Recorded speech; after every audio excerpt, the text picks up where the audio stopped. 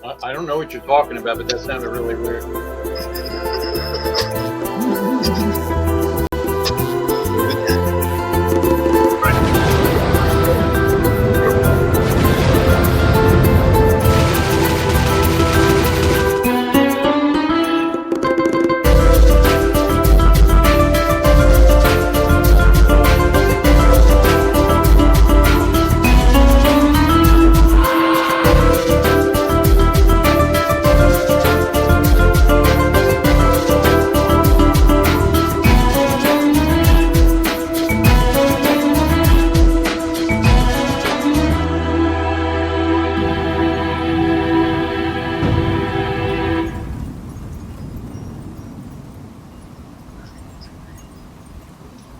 Hello, everybody, and welcome to another edition of the 86'D Movie Review Show. I'm one of your hosts, Halloween Jack. Over there is another one of your hosts, that Toy Master, Johnny Vintage. And down below is the master of just about everything. The master of music, the master of editing, the master of horror hosting. Yes, don't. I don't fish, though. Mr. Franklin Bay, down below, somewhere in the basement. Down below, in the basement. I like that. In the basement. Well, you don't want us to keep saying that you like being on the bottom, so I figured I'd say you're in the basement. You know, I like that. I like that. You're keeping things going in the basement. Anyway, this week was my pick, and like I always ask everybody, Halloween Jack, why this one?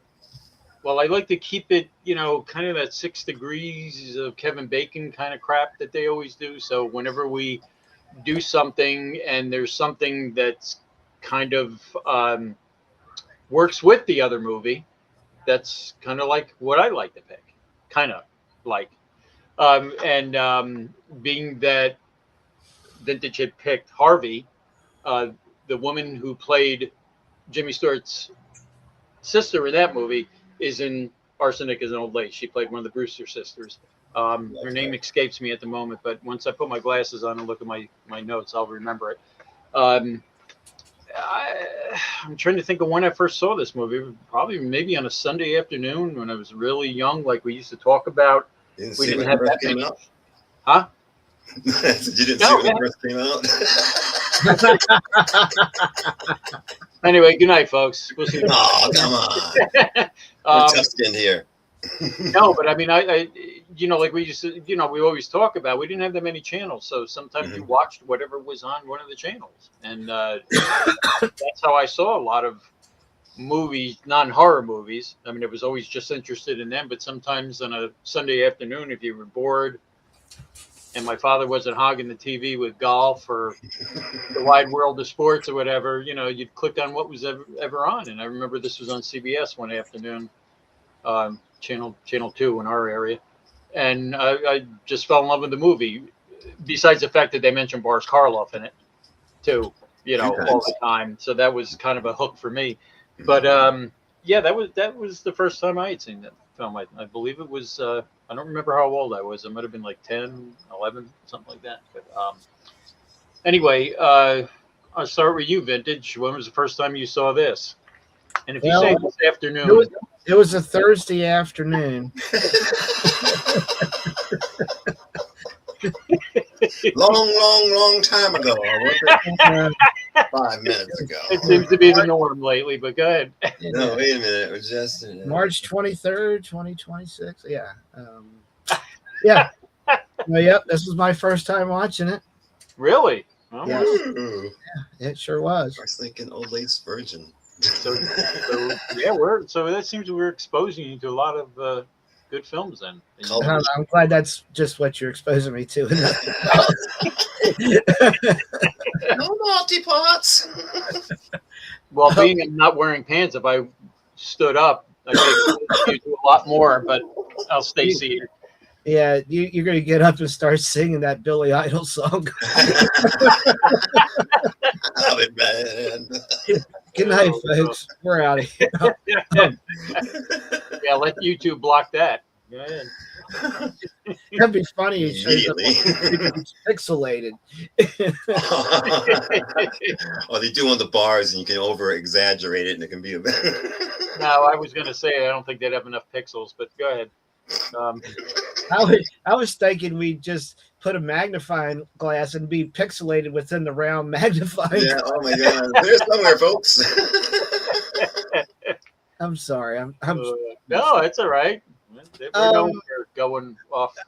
I had mixed feelings on this movie, honestly. I really wanted to really like it, and there's a lot of similarities to Harvey, but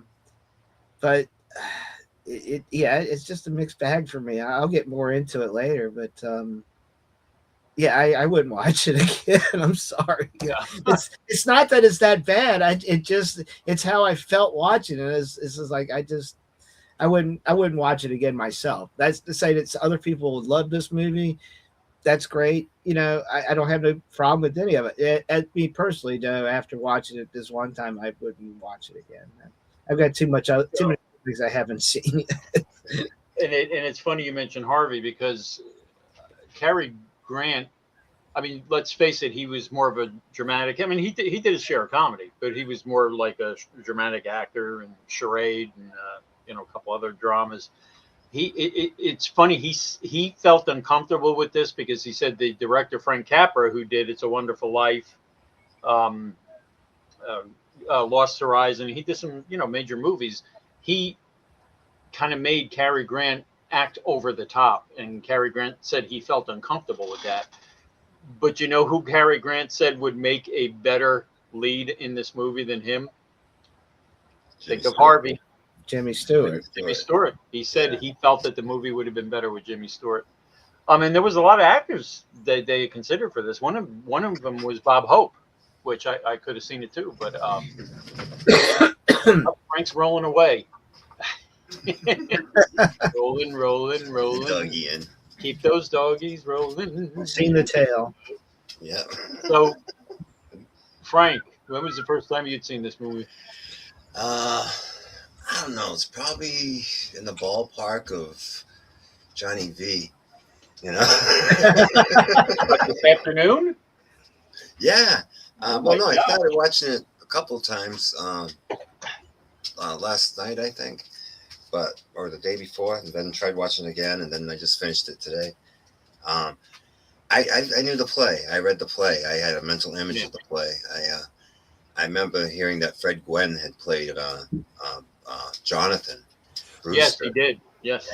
And I would just imagine him delivering that line saying, "They said I look like Boris Karloff," and that'd be a punchline.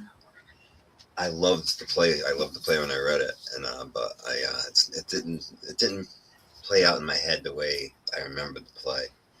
That was more of an opportunity to show off Cary Grant's fun side and cute side for the time. He was at the time he was the Brad Pitt or whoever. Oh, of his time, yeah. Yeah, and so of course, and it was a fun movie. It was a great movie. I did like it. It's just I'm basing it based on the play, because I happen to love the play first. But yeah, we'll get to that. I mean, I thought what they did with makeup wise of Raymond Massey, who they almost made him look like Karloff. Yeah. In this film, and ironically, he was with Karloff. He was one of the actors in The Old Dark House with Karloff. I mean, I enjoyed the zaniness of this movie. Mm-hmm. It was like such kinetic energy, and it seemed like it was constant all the time, and it was just so off the wall and everything like that. Now, this came out. Actually, the stage version came out in 1941, and they started filming this, and they didn't release this until 44. They had to wait until the play had done its run on Broadway, and it didn't end until 1944. That's why this wasn't released until 1944. But, waiting for the war to end. Well, and it's funny you're saying that, because Frank Capra, who was the director, wound up enlisting in the Army, and did not finish this movie until he did his duty. Wow. Came out. So I mean, I guess it didn't really matter that that it couldn't be released until the play had run its course. But Bless him and thank him for his service, man. That's awesome. Yeah, I mean, he enlisted and was drafted, and they actually gave him time to finish making this movie before he did his duty. I mean, yeah, there's a lot of stuff like that with this. All right, so let's go with Johnny. Any favorite parts? Not At all, anything, any favorite parts, anything. All right, I'll settle for anything. Title music, even the title, anything. Did you like anything about it? The color. Why did that show up? There it is, on my screen. For that shade of gray. No, but here, I pick up a lot of things visually, and I had paused the policeman scene walking in an earlier part because it copied down a quote, which I'll try to read here in a minute because I picked bad lighting to do this. but so I pick up a lot of things visually, and the thing I really loved about this movie was the set. And here's why. Yeah. I'll agree with that. It was always contained there. They never left that set. Everything was there on that soundstage. But in this, I took this with my camera. I'll take a picture of the computer screen.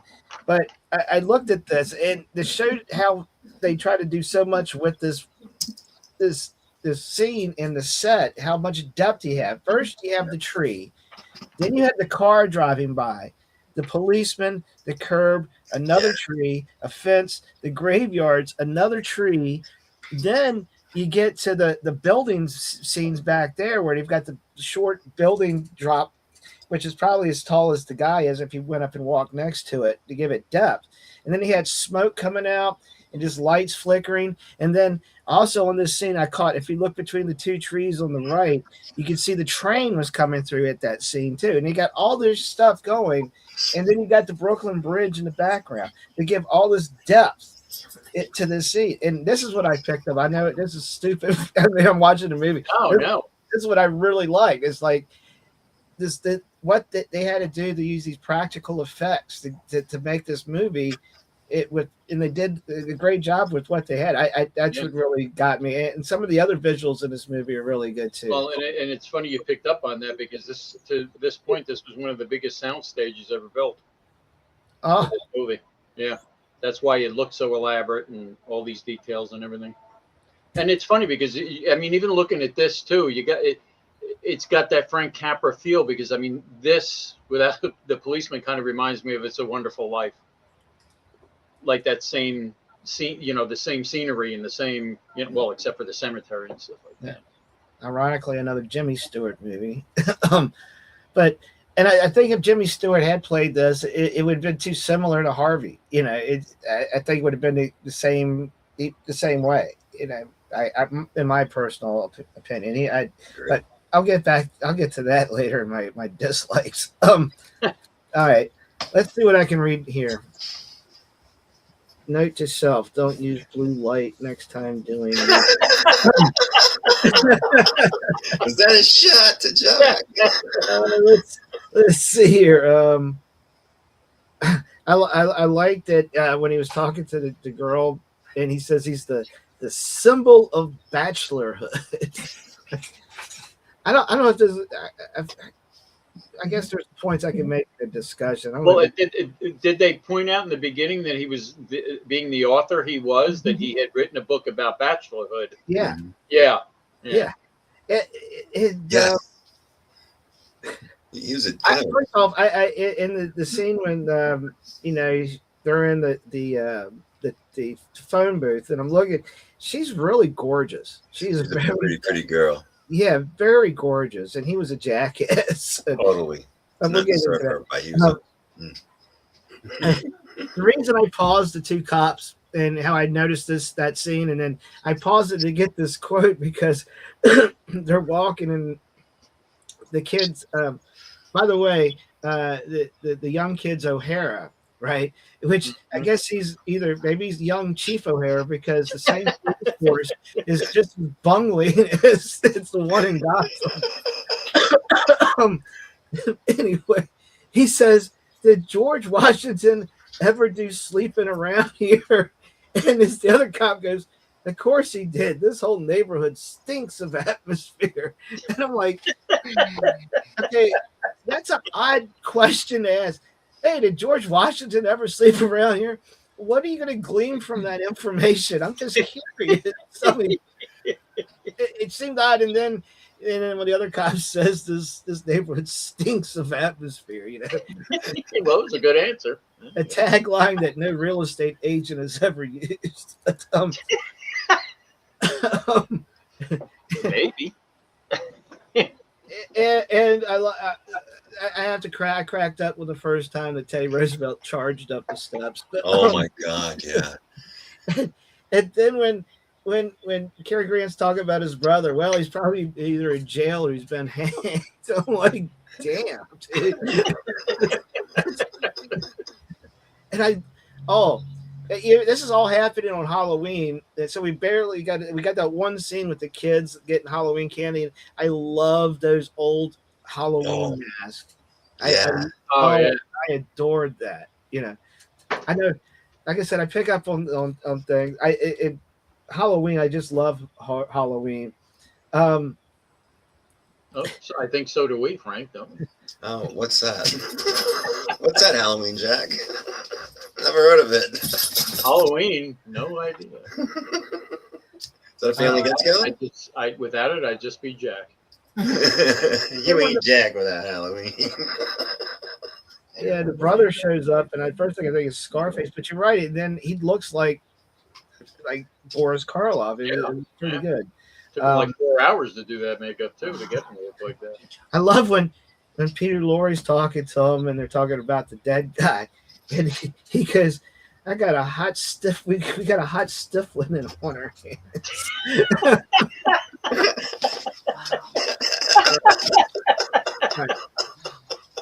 And I admit, there is a jump scare in this movie. When they're at the window, the two ladies are at the window, and then the brother comes through and is like, "Oh shit!" Right? Yeah, that got me. Is there anything else here? The window seat, yeah. I like when Mortimer's poking his brother's leg with a fork. Well, that was trying to get him back, I think. Because wasn't there something later on? He said something about putting needles under his fingernails or something like that. The line. Yeah. And I thought for a minute that took me back. Took me aback, not back. When he said that about, remember I used to put needles under your fingernails or something? Yeah. That was like really damn harsh for back then. Yeah, it's like, holy shit, man. And what was the deal with him not feeling anything? And it didn't feel like they really played up on that later at all. The leg thing. I don't know. All I know is that he's had three. The guy, Peter Lorre's operated I think it was 3 times already. Here's a suggestion: find a different doctor. When they can reach his face. Well, and it's funny, they never mentioned the movie Frankenstein, but they hinted the fact that, remember, he said that he was seeing a movie and that's what he based it on and everything. Oh, there's so many little nuances like that. I don't know. It's funny. The whole thing with the doctor, well, who has your own surgeon traveling with you anyway? No. You know what I'm saying? Like he's a lot of celebrities now. I don't know why. For some reason, that reminded me of Batman with Nicholson and the surgeon. Yeah. That whole thing with the two of them and their interaction and everything, but they're in that dirty basement room and all the dirty tools. Yeah, the best. Yeah, exactly. That harkened me back to that. That's and I'll save some of the other stuff, but the last line of the movie is uttered by the cab driver. "I am not a cab driver. I'm a coffee pot." And he's standing there like a coffee pot. I'm like. I had to play that back twice to try to figure out what the hell is he referencing. That's the very last line of the movie, and anyway. Anyway, back to you, HJ. So Frank, favorite parts of this film? There's many. I like the banter. I love the little background lines that you hear while there's a lot of activity going on. You're right. It's like that Hanuman movie we watched. It was, even though it didn't know what's going on half the time, it was still constantly active and fun. Oh, you mean the with the five riders and not yes, the riders. And I'm sorry. Yeah, no, the five riders. All right. Because they didn't make any attempt to do a storyline, and that was the best thing. The best thing they did for that movie. Just having a bunch of guys halfway fighting. Anyway, this movie. Check out our prior episodes on Eerie Late Night on YouTube. That's right. Oh, yeah. I'm sorry, proceed. I liked Brooklyn Halloween Tale. That was kind of a nice vibe it started with. Mortimer, he's a jerk to Miss Elaine, who's just absolutely sweetheart. And did you see there was one of our favorite people in this movie? And you probably already did a still capture of it, Johnny. But I swear Yoko's in this movie. Like when she's, yes. Yep. Yeah, it was also when again, this image cracks me up too. By the way, yeah, he looks he looks drunk. Pretty creepy. It's like Ralph Mouth. I still got it. I was tempted, but I didn't. But yeah, I seen that. Oh, that's obviously where Yoko comes in. Oh yeah, totally. And for those that are curious why we keep doing this, it's just been an ongoing thing since we started getting together. So Yoko's made an appearance in every 86th episode or the unnamed movie review show. I almost forgot our own unnamed. Anyway, that's why she kind of pops up from time to time. All right, let's get back to watch the backstories. Some of my favorite parts, of course, Teddy. Teddy was nuts, especially with the charging thing. I would imagine seeing this live. I'm not sure if I ever saw this perform, but I would imagine that would be a fan favorite from the audience every time Teddy would charge up the stairs. Just he was a character. I love that Miss Abby and Miss Martha were like the Baldwin sisters from hell. They were totally innocent, and Jonathan, no, not cool. No. I love the part when first time Mortimer discovers the body, and he's in the window seat, and his wife's whistling to him, and he can't even whistle to respond. And his reaction when he's talking with his aunts, and he's like, others, and they're like, oh yeah, 11 or 12. And then when he literally threw his wife out of the house, literally,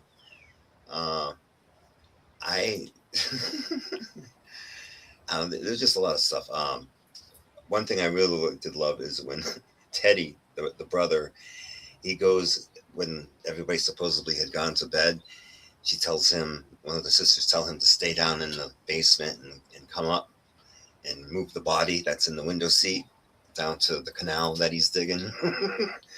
I just love that he takes all that time to get the body there, and then when he goes, as soon as he closes the door, you just hit crash, bang, boom. But there's more that I like than what I dislike. But yeah, it was definitely a fun movie. And I like how they do that crash down the steps because there's never really any basement. You never seen the base. You never actually saw the basement, to be technical. You've seen, but looked like a step or something, but you never seen the room, which is pretty cool in itself. But, it probably looked like the Munsters basement, Grandpa. I don't know. I just again, to me, the whole thing was the absurdity of the movie, the wackiness. Mm-hmm. Because I've always been a fan of Laurel and Hardy and that kind of humor that the word's escaping me.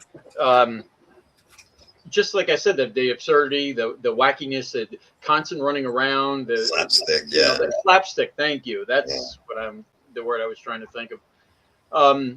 As much as Cary Grant felt he was over the top, and he was, but I think it's what it needed. It is what it needed. He pulled it off. And it's funny because this actually, even though this was a comedy, this was actually based on a real person. Amy Archer was her name, and they actually did this on a episode of Tales from the Crypt, the one with Morton Downey Jr., where he goes into the house to investigate the haunted house. It was based on her, where she was killing her. She was a little more sinister in what she was doing because she was taking their Social Security money and stuff like that. Where these two were, I don't know, you kind of get the impression they were doing it to help them. You know, yes, even though it's ridiculous as it sounds. That, but again, you know, to me, this is just one of those movies that you got to keep watching it, and you can't take your eyes off it because this is happening. This is happening. It's just that pace of everything. Even when it slows down, it's still, you know, even the dialogue and everything. It's just really bizarre. I mean, about two old ladies killing everybody, but you're kind of on their side, you know, and the fact that their nephew killed 12 people and they killed 12, so that's why he had to kill the 13th, you know, and then it's saying, oh no, there's 12 down there. Well, there's 13. I mean, it's, you know, to me, it's just one of those, you got to keep watching it. And I mean, even though Johnny probably won't watch it again, if you did watch it, there's a lot of things you probably pick up that you wouldn't the first time, which is what I did. Peter Lorre was awesome. Oh yeah, he was. He was. Oh. He was a lot of fun in this. Pardon me. He was such a little weasel. I know, but he was funny as hell. hell. In this, and hey man, I'm doing my show. Yeah, I mean, it's going to be hard for me to pick anything I dislike about this film. Mm-hmm. I mean, there are a few things. Oh, but there was. I'll wait for John to get back. There was kind of one little mistake at the beginning, and it did have to do with Halloween. John's favorite time of year, our favorite time of year, and there was a mistake.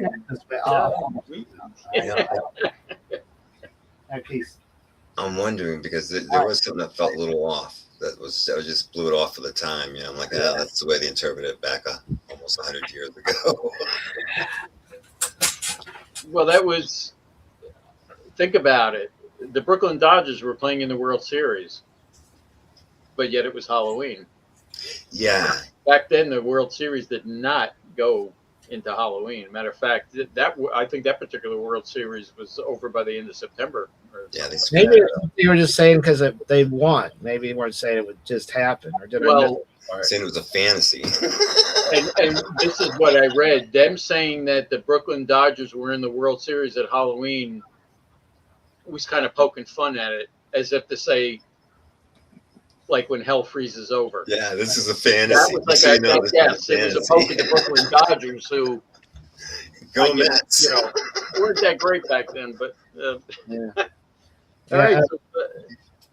And the Mets are losing terribly. They're like 12, 13 in a row, and the Brooklyn Dodgers and the Los Angeles Dodgers now, who have the highest payroll of some more than some countries. Wow.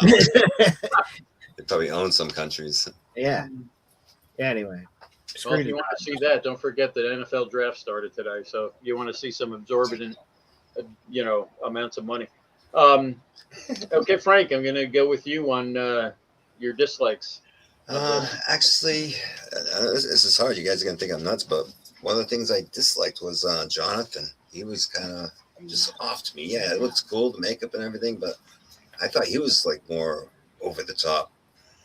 And other times I just thought he was really, really just weird. Just, I don't know. I didn't dislike him, but it just seemed a little off to me. Peter Lorre was great, the way he kicked in there. But other than that, I didn't have anything I really disliked about the movie. I thought the characters and everything else, except, and it was already mentioned by Johnny, was the last line of the movie. And that stupid cab driver. It was like, dude, it was a funny movie. There's a lot of funny stuff that was said, and that's your takeout line and delivered by that guy. And it made no sense. I'm a little teapot, Did he ever get paid for his meter running? Yeah, well, and that was a lot of money back then. Oh yeah. What did he get up to? I forget. $55 or something like Oh that. my gosh, yeah. It was 20 something at one. Yeah, he said 10 more minutes and you'll own it. He said. Very patient. He waits all those hours. Just at some point you just write it off. Like screw this, I'm going home. I gotta eat. I gotta go to the bathroom. I got kids. I don't know. Anyway, go ahead. No, that's about the only thing I disliked about the movie. Everything else was, especially for its time, I thought it was a very well done film. So it's just the bad guy kind of threw me off, and I don't know, just that cab driver kind of closing it out kind of ruined it for me. Like, he just lost half a point. And what was the thing that Cary Grant said at the end? I'm a son of. Oh yeah, I'm a son. I'm a son of a I got it here. I'm a son of a sea cook. Yeah. You know what they really wanted to say there, and they actually did have it in the script. He was going to say he was a son of a, and that's what they replaced it with, which is really weird. What was he going to say? Come on, HJ, you can say Sea witch. A son of. Yeah, it rhymes with witch, not without the word sea. We've said a lot of worse things than that. Jenny has said a lot worse things than that. Well, that's Jenny, and I ain't Jenny. No. Remind me, I got to do something. All right, vintage. I mean, were you done, Frank? Was there? Oh yeah. Because for later, there's a lot more things that I did like some of the lines and everything. So. Yeah. So vintage. What did you dislike about this? Well, this sort of there's two things. I'll get to the one that sort of ties in the Frank. The problem I see with the movie, it's supposed to be a comedy, and it has a slight tone change when the brother shows up. Yeah. Right? I mean, it doesn't have a comedic feel anytime he's really on the screen for the most part until he gets whacked in the head with a shoe. Because let's be okay. First off, a comedy where there's at least 24 dead human beings. Okay. 12 or 13 of which are in the basement. Or actually, that would make now. Would that make? I don't know. They some they don't count, but and then the dude torturing his brother by sticking needles under his fingernail. Yeah, that was a little weird. And then his brother's going to kill him, but he's going to take the 2-hour route so he could torture him and make it a work of art. Damn, that's funny. I was rolling in the aisle, or somebody's head was. I'm not even. I'll save my notes for closing. But what really was the most distracting thing for me was Cary Grant's over the top performance. Yeah. It almost gave me anxiety in spots. To be quite honest with you, it was too much. I mean, I think Jimmy Stewart had been great for this, but it was too much. It was distracting and to the point where it was almost annoying. Like. I almost wanted to say, shout at the screen. Will you just quit shouting into your damn phone? It's not going to make it. He's being rude as shit to that operator among his wife. I mean, yeah, you had to feel sorry for her. Yeah, I mean, she's either got the patience of the saints, or it's very slim pickings where they're living there in Queens because she should find somebody else because he's a jackass. And she was gorgeous. She was just inside and out. Oh yeah. But those, like I said, I'll say what all this other crap for closing. But those are my two things. I have a trouble when it's we've talked about it before. Horror comedies. This is not a horror movie. It's supposed to be a comedy, but it has the horror side to it, And it just seems like Frank says, it's something's off when you get to this point in the movie, and that's it. Just kind of, how do you put it? It's kind of like when you're position, but it doesn't work. Yeah. Or it's like you ever have your HO train. And you have that one car where one wheel goes off, and it's set and everything else. I thought we were talking wrestling people again. It's HO Train. Anyway, I'm done. I don't have much that I dislike about this. I mean, it just, kind of Cary Grant's attitude towards his now wife is kind of what bothered me. Yeah. But I guess, I don't know, back in the 40s, I wasn't around, contrary to what you said before. So I didn't know how they acted back then. One thing I think was kind of a perverted thing that he said when he was chasing her around the tree, and she goes, "I thought you wanted me for your mind," and he goes, "Well, I'll get to that later." Shoot, man, I mean, my biggest complaint about this is the two Brewster sisters and Teddy Roosevelt were all in the Broadway play, and they actually Frank Capra, the director, had to pay them off in Broadway to get them into the film. Oh wow! But the runners of the Broadway play would not let Boris Karloff. He wanted to do this film, and they wouldn't let him do that. And I mean, and that's not a complaint about any of the acting or anything, but I think it would have been great if they had let Karloff be, the guy that looks like Karloff.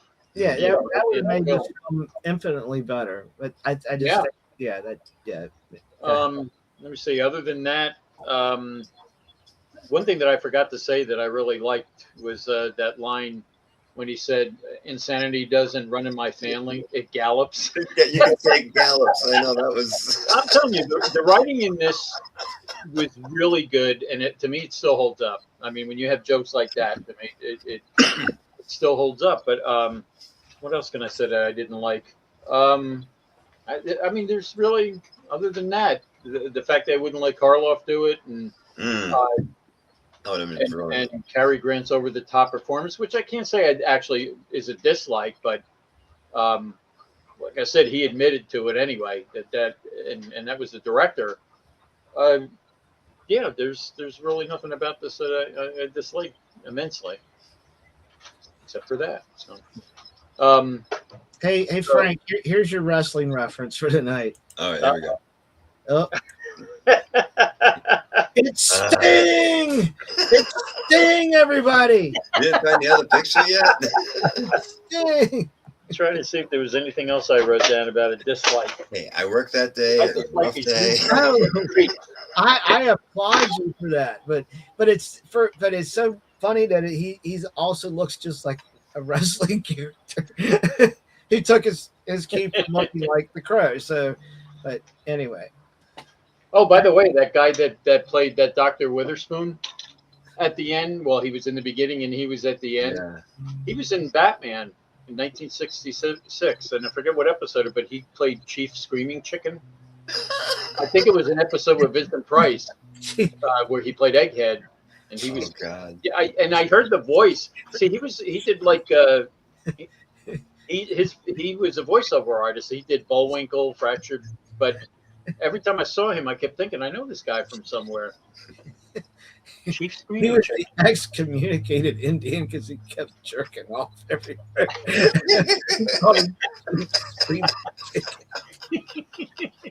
Oh, I'm fucked up. I'm sorry. Chief hands up. I own it. I'm warped. I take full responsibility. Trying to see if there's anything else that I You're wrote definitely down. taking full responsibility for shit like that. Oh yeah, when I was watching it too, when I heard the cat meow, I was like, "Is Snots around? What was that?" And it kind of looked like Snots too, in black and white. Did you see the part where you heard the cat and he opened the door and the cat came out? Oh, I did hear a cat, but I don't recall. Yeah. Yeah. Yeah. Well, in our houses, you can't tell if that's real or if that's on TV. So, yeah. Yeah, when Teddy was taking the dead body downstairs in the dark, he ran into the cat.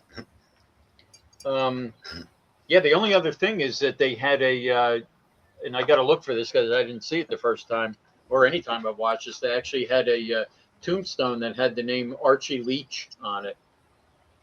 Leach. That's actually Cary Grant's real name. Wow. And I know why he changed it. He was Archibald Leach. So I don't know how that would have went over in Hollywood. But then again, Leach, who knows these days. Didn't really fit with the look. All right, so it's time to rate this. So I'm going to go with you first, Frank. I knew you was going to do that. I love movies that are based on old plays. Like Harvey was great, and also this and this one you definitely could see where it would have been a lot of fun, but in a live performance. But I don't know. I don't think not all of it portrayed well as hoped. He was over the top, but that didn't bother me because I knew he could be humorous at times, and it's like a vintage version of pardon the pun, but vintage version of Jim Carrey or something like that for the time. Playing that role, I could see. Just with the expression stuff. A lot of times, he reminded me of Jerry Lewis. I wonder if Jerry Lewis stole some digs from him. Because they came later, didn't they? Yeah. Like another 10 years. A couple years later, yeah. Yeah. Rating. This is an 8. I'll give this one an 8. I can't give it a high 8s because but definitely it's not. I don't have a lot of bad things to say about it, and it's very enjoyable. And I love the sisters, especially the lady from the last movie, and she was like a little hoppity hop in this one too. When she was running around, it's like another movie when they're doing the hoppity hop and Harvey. She's a sweet lady. But yeah, that's. I'll save the rest for closing. Cool. Vintage. Uh-oh. He's quiet. I didn't love it. I didn't hate it. All right. So usually that puts me at a 5. And so then I'm thinking, what parts do other? I really like the set and shots, and so I'll bump that up to a 6. And then I'll give a 0.5 because I really like Peter Lorre in this. So I'm giving it a 6.5. 6.5. 6.5, which is probably higher than you thought I was going to give it. Well, I don't know, to be honest with you. I wasn't sure. But you liked Harvey. I thought you would like this. You know what I'm saying? I when this opened up, I was thinking, man, I'm probably going to really love this. And it just kind of, it kind of lost me along the way. It's just, I really thought I was going to love this. I love the opening credits and little Halloween references and stuff. I'm thinking, this could turn out to be really cool. And I really wanted to love it for you. I really was hoping, hey, we can do like really high numbers and do it again. But it's hard following Harvey, if this was a double feature and this was Harvey played first, it'd be like, man, I want to see Harvey again. I just see, and I mean, I think if I had to have another dislike, not really a dislike, but I wish they would have played up the Halloween thing a little more. It was taking place during that time. I think there could have been a lot more they could have done with that. But they could have had, especially with Peter Lorre in the movie. Missed opportunities, but they had the Frankensteinish character, so I guess that was the Halloweenish part to this. But being it's my own movie, I'm going to give it a 9 because I've always enjoyed it. But I think if Karloff was in it, I would have given it a 10. That definitely would have boosted it. Or Jimmy Stewart. I mean, can you imagine if it was Jimmy Stewart and Karloff together in that movie? Would have been a lot of fun. And again, no knock on Cary Grant, at all, or Raymond Massey. I think Raymond Massey did a great, job as a Karloff type character. But I couldn't, I just could imagine if it was Stewart and Karloff, it would have been that much better. But I'm gonna give it a 9. It's always been a favorite movie of mine, and like I said, it's that wacky slapstickness of it and the constant something happening of this film, that at 10 or 11 years old held my attention throughout the whole movie. I'll tell you, there's been movies where, like when I was a kid, and I told you I had my black and white TV in my room, and I'm sitting there watching it, that your mind would wander, or I'd start pulling out magazines and looking at them or whatever while the movies were on. because if they got slow or whatever. But I very distinctly remember watching this and having it hold my attention from beginning to end. So I enjoyed it. All right, so gosh, final thoughts already. Eeny, meeny, miny, mo, catch. Oh, it doesn't matter. Go ahead, Vintage. Final thoughts. Let's see what notes I have left. If there's any I can delete from my list.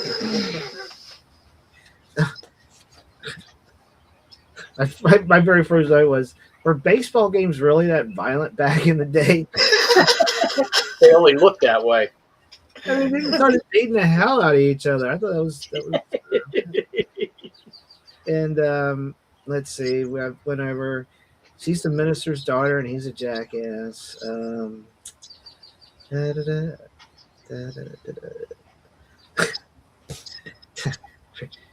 Teddy Roosevelt, when you first introduced to him the character, and he's making all them weird, facial expressions. I thought it was like, damn, is this Aaron Moran's like grandfather or something? Hopefully he meets the same fate. I mean, literally, they're so over the top, but it goes with his character, I guess. And theater is always over the top and more expressive. And then Cary Grant, when he was on the line and he told the operator, when she tells him that they're busy, he says, "Well, they're busy and you're dizzy." He's just an asshole.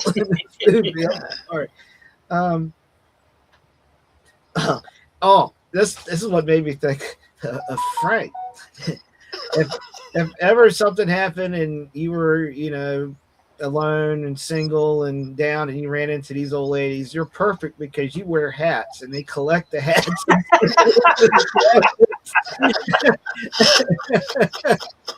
Jeez. Yeah, so I'm okay. I don't love that much. You rarely see me wear hats, but anyway, that's just literally when he stuck the hat in there. Oh man, Frank's in trouble. I'm screwed too. All right, when the brother tells his aunt, and they're talking about why she wears the high neck thing, and it's because she's got the scars from her father's acid. And write that down right? Oh yeah. Grandfather's acid burned you. What the hell? What is that about? How does that happen? Yeah, she's got burn marks on her neck. How from grandfather's acid? Wow. Yeah, but isn't it great they can make a comedy out of that? Yeah. Nails, acid, I just killing, and I'd rather that be explained. I'm just curious how that happened. Yeah, there was just some misfired lines, or it's like, what? And of course, the two aunts don't ask, their nephew why he decided to bring the luggage through the window, not the front door. I think. Oh, I do have some more. Let's see what else did I write. Smart. Oh, when the brother's pissed at Peter Lorre and he grabs his hands and you hear that crunching sound and say, well, that's pretty smart to try to break the hand of your surgeon. No kidding. Oh my God. Yeah, I didn't even think of that. You ready? No. And I love that, these Keystone cops and they're reading out the description of Peter Lorre, and he's so at such a height, and he's saying his name and pretending to be a doctor, and he's got pop eyes. Not Popeye, but pop eyes. Anyway, honestly, it's an okay movie. It's just not for me. It's okay. Other people may love it. Other people may hate it. I liked it because it's got some really cool cinematography in it in the sets. But yeah, it's not one I'd watch again. I've got too many other things I still got to watch. Well, I'm glad you at least watched it once. And thank you for letting me watch it. I'm glad I forced you to do it. This show lets us watch things we normally wouldn't watch. And Absolutely. I appreciate it. I appreciate why you picked it, because it's similarity to Harvey and the actress, and who it's either be a hell of a role to get typecast in, that you're the aunt or the sister that has to deal with mentally ill people. I mean, it's going to limit your roles down the road. But anyway, Harvey got off light. Yeah. Send all of her relatives to the nut house. There's something that I missed, and I mean, I hadn't watched this in a long time either. When the brother started confessing in front of the police, and they weren't there for him, but he thought, what were they there for? Who were they there they were for? there to find O'Hara, who hadn't called in for 2 hours. Oh, okay. Oh yeah, I missed that, and I for some reason I always missed that they, I thought they were there to arrest somebody, and then he started confessing, which turned out to be cool. Oh, I love my club here. You got me. I remember as a kid watching this that I remember getting mad that Peter Lorre and Raymond Massey were just about to drink the poison wine. Yeah. And then Teddy came out with that was funny. Yeah. Came out with the bugle and they dropped the wine. Yeah, that's a good part too. Okay, Frank, last thoughts, Frankie. I'm glad I got to see this version of it. It was fun and I enjoyed it. Like I said, I read the play. I love the play. It's not visually how I imagined it. He did have some really, really funny parts. Like when that one guy showed up, that guy, the tenant prospect, Gibbs, and he's like, I don't like it. When he saw him with the wine, he looks right at him. He's like, get out. Get the hell out of the guy. And then when he's talking to the sisters and they're telling him all the stuff, he's like saying, this is developing into a very bad habit. And then before he tries to resolve that, he was like, you did me a favor by telling me this and all that stuff. Well, now I need you guys to do me a favor. Can you do something for me? Don't do anything. And when he's talking to the guy that runs the rest home. When he walks out, he's like, I may be committing the wrong Brewster. Because the whole family was nuts. Yeah, but then he found out he wasn't a Brewster. Oh, yeah, and he's super happy running around saying, I'm happy I'm not a Brewster. I'm a son of a sea cook. I thought it was weird. I did like that Johnny Brewster reminded me of like Tombstone from the Spider-Man comics, as Peter Lorre always reminds me of Mole Man from the Fantastic Four comics. And one other little thing, like I said, there's little things they threw here and there. When they're wrestling around the cops and they're all duking it out, and Cary Grant's kind of like hanging out behind the stairs with the bugle, and he's making comments. When Jonathan finally gets knocked out and down, you hear him say, "Oh dear, I wish I could relax like that." There's just like a lot of little cute, quick little comments and stuff, and I do enjoy that type of humor.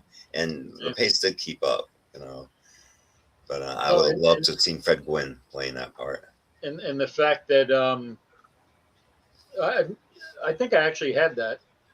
I'll send it to you. I think it was there was a TV movie that they did it with Fred Gwynn, and I believe I have it somewhere. Thanks. Yeah. I think it's the best movie made about serial killing sisters of all time. Yeah. So I mean, it's again the theater of the absurd, and it's just funny how everything just worked out at the end. Like here everybody's confessing the killing and nobody's believing them. That was kind of the way I liked the way that ended. He's sitting there saying, "Well, I killed this person and I killed it," and nobody believed anybody. Yeah. They get away scot free like the. So yeah. Well, I mean, thanks for the ratings. You're right, vintage. I mean, to be honest, I wasn't sure how anybody was going to take this.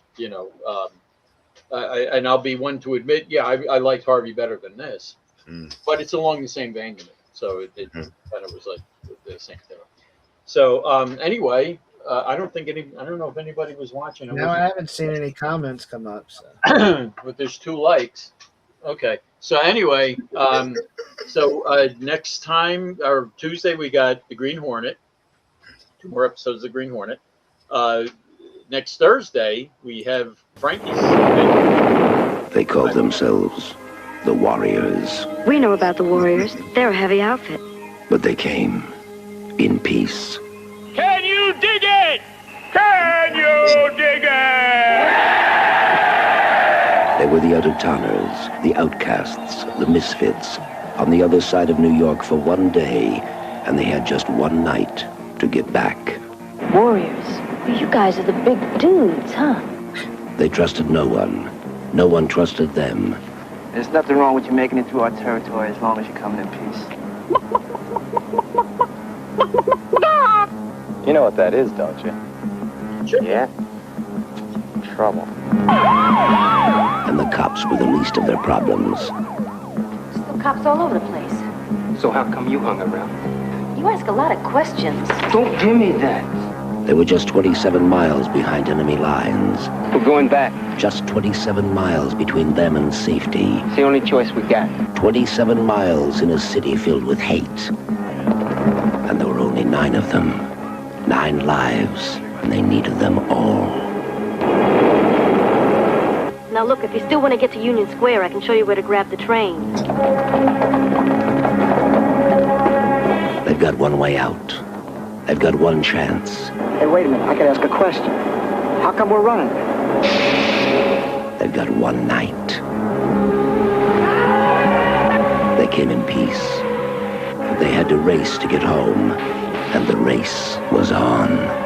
The Warriors.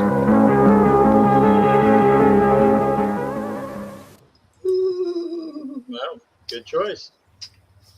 Here's one I've never watched it.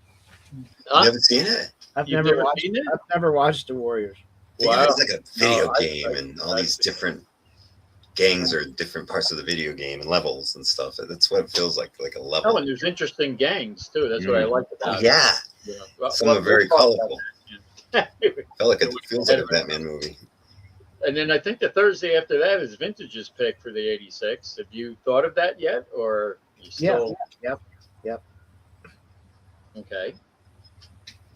I'm not telling you. Is it a morph? No, Maybe mystery. Retribution. Retribution, yes. No, I'm not going to tell you till you see the preview next week. All right. Okay. That's fair. Yeah.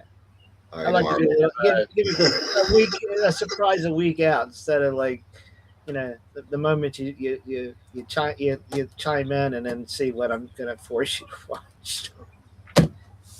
Well, and then we're going to have a week off, and ironically, I had forgotten about this, and I'm glad she has headphones on and can't hear me. That day is our anniversary anyway, so I was looking at the date, and I'm like, okay, Frank's not going to be here, but there's something else about that day. I just saved your life this year. You never know. Something else may show up into that time slot. Yeah, I can't Yeah, wait. something else might. And then after that, it's my pick for Retribution. I can't wait for that one either. So, well, anything? We got anything popping up before I sign off, or? Oh no, that's usually a big warning. I just got to cover the bases, Oh, wait a minute. Oh no. Wait a minute. There we go. Puppetail Records is proud to re-release the one that started it all. Jenny Vintage sings Chillin' at the Bathhouse.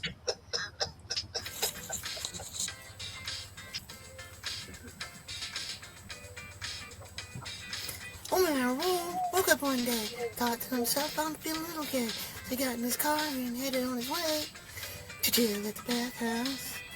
Chill at the bathhouse. Chill at the bathhouse. Chill at the bathhouse. He got to the place and asked what now. Guy said get naked and put on the style.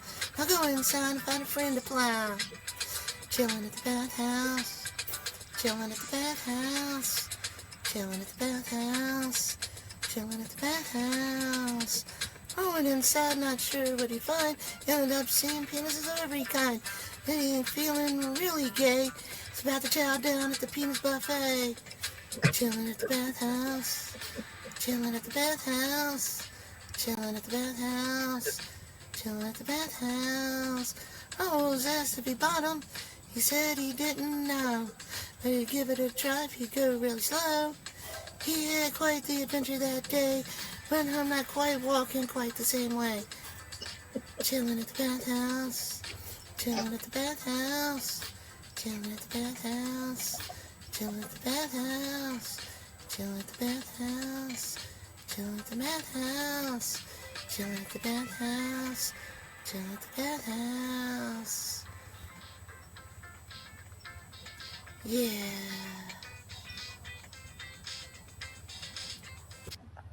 Well, So, for those people that had the question, where did Barry Bathhouse come from? There was Barry Bathhouse's first appearance. You're on mute. I had to. I was laughing too hard. It just seemed like it would be a shame to let that go to waste. And I thought, well. So that's the original. I thought that maybe that might have been a remake. No, that is the OG. Yeah, That wasn't Pat on the Fly. She didn't do Pat on the Fly with that. the song that got us to where we are today. you got to do the remix. Yeah. Oh well, that could happen. Yeah, I have ideas. Trust me, I have ideas. And if you want to see those ideas, keep tuning into us every Tuesday and Thursday. Yeah. Skip the bathhouse that week. Watch us. Well, on that note, thank you anybody who watched. Thank you anybody who's going to watch us in the future. And we'll see you on Tuesday with the Green Hornet. And then we'll be back here next Thursday for the Warriors right here on the 86 Review Show. Thank you, everybody. Peace out. Love you all. Love y'all. Oh, man. I can't believe they're rerunning a bit they've already done before. I've been setting and catering all day, eating bologna and cheese sandwiches and having martinis. Oh, right. I just don't understand. I should have a spot. I mean, why not something new for me? All I'm doing is just sitting around. It's really frustrating. I feel so underappreciated here. I feel like people will take advantage of me and don't see me for all the work and hard stuff I do. It's very frustrating. Very sad. Very frustrating. Something is going to have to change. Uh-oh. I'm not feeling so good. Oh no. I think it was all those bologna sandwiches. Oh no. Oh no.